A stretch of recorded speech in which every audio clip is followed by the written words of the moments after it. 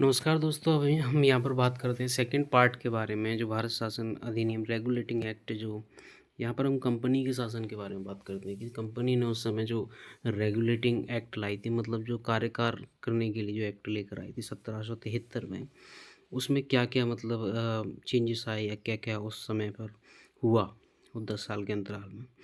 तो यहाँ पर सबसे पहली बात ब्रिटेन के जो पीएम थे यहाँ पर इस समय पर, वो लॉर्ड नॉर्थ थे। और अगर मैं बात करूँ, गुप्त समिति की सलाह पर ये एक्ट लाया गया था। एक गुप्त समिति थी, मतलब हिडन समिति थी कोई, उसकी सलाह पर ये एक्ट लाया गया था भारत के लिए, रेगुलेटिंग एक्ट 1773।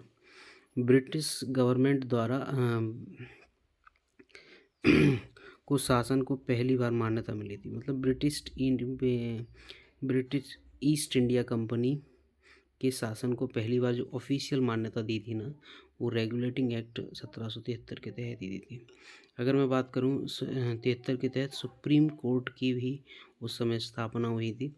और बात करूँ तो केंद्रीय शासन की यहीं से नींव पड़ी थी। सेंट्रल गवर्नमेंट का नियम यहीं से आया था। तीनों चारों जगह का शासन एक जगह से कंट्रोल होता था, उसी को केंद्रीय शासन के नीचे पड़ी कहलाता था। केंद्रीय शासन की स्थापना अगर मैं बात करूं तो ये हुई थी 1833 में। प्रॉपर केंद्रीय शासन जो बन के तैयार हुआ था वो 1833 में हुआ था। और इस समय बंगाल के गवर्नर जनरल को भारत का गवर्नर जनरल बना दिया गया था। कब बनाया गया था? ये 1833 में। जी, बंगाल का जो गवर्नर जनरल था, क्योंकि वहीं से बंगाल से ही भारत की राजधानी सबसे सर्वप्रथम बनाई गई थी, तो वहीं पर भारत का गवर्नर जनरल नियुक्त कर दिया गया था। और अगर मैं बात करूं रेगुलेटिंग एक्ट 1773 के तहत, इसी में बंगाल का गवर्नर को सबसे पहले गवर्नर जनरल ऑफ बंगाल बनाया गया था। वो नॉर्मली पहले 6 काउंसलर की बैठक थी, उसमें जो गवर्नर ऑफ बंगाल था उसको गवर्नर जनरल ऑफ बंगाल बनाया गया। कंपनी के कर्मचारी निजी व्यापार पर रोक थी। मतलब इस समय पर कोई भी कंपनी का कर्मचारी निजी व्यापार नहीं कर सकता था। तो ये रेगुलेटिंग एक्ट 1773 के तहत ये नियम बनाए गए थे। अब हम बात करें पहला सुप्रीम कोर्ट। अगर पहले सुप्रीम कोर्ट के बारे में कुछ बेहतरीन फैक्ट्स के बारे में बात करें तो ये हैं कि पहला सुप्रीम कोर्ट रेगुलेटिंग एक्ट 1773 के तहत स्थापना हुई थी इसकी। और अगर हम बात करें कि स्थापना मतलब प्रस्ताव में आया था 1773 के तहत, लेकिन जो इसकी स्थापना हुई थी वो 1774 में हुई थी। अगर मैं बात करूँ ये कहाँ पर मतलब इस बनाया गया था, ये कलकत्ता में बनाया गया था। और जो इसके चीफ जस्टिस थे उस टाइम पे एलिसा इम्पे रहे थे। उस टाइम पे जो रहे थे, जो आज का सुप्रीम कोर्ट है, इसके सर्वप्रथम मतलब अगर कहे जाएँ तो सीजे वो थे एलिसा इम्पे। और यदि मैं बात करूँ सीजे और स्टार्टिंग में जजों की संख्या कितनी थी, मतलब सुप्रीम कोर्ट में कितने जज रखे गए थे? एक तो चीफ जस्टिस थे, उसके अलावा 3 जज और रखे गए थे, तो ये हो गए टोटल 4, है ना? हाँ, और यहाँ पर 3 जज जो थे वो कौन-कौन से थे? नाम नाम भी होता है उनका, तो उनको आप शॉर्ट ट्रिक से याद रख सकते हो। HCL मतलब हाइड, चेम्बर और लिपेस्टर थे।